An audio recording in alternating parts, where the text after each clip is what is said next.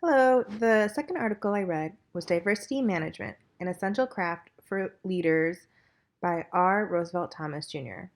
The article was written in 2006. Thomas posits that the area of diversity management has been stuck in the 1960s and gives 10 expectations for the future. Firstly, he differentiates the differences between diversity and representation, which have often been interchangeable.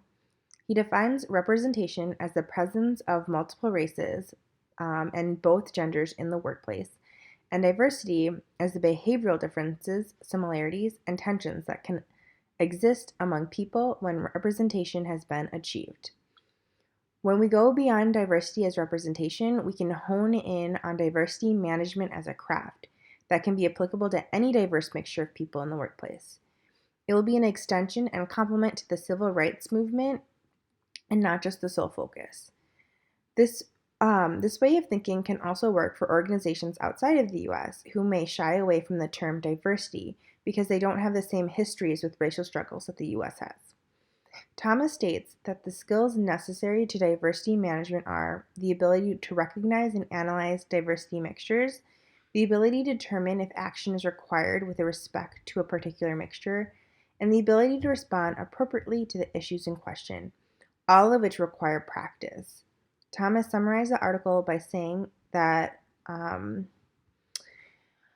by uncoupling diversity management from the civil rights movement and the social justice agenda, the focus will shift from a concept of race and gender to a craft for making quality decisions in the midst of differences, similarities, tensions, and complexities.